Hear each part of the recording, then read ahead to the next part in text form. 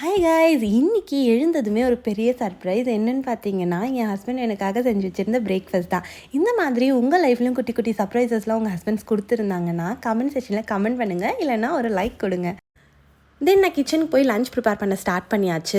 So இன்றைக்கி என்ன lunch அப்படின்னு பார்த்தீங்கன்னா, ஃபிஷ் குழம்பு, ஃபிஷ் ஃப்ரை இது மட்டும்தான்.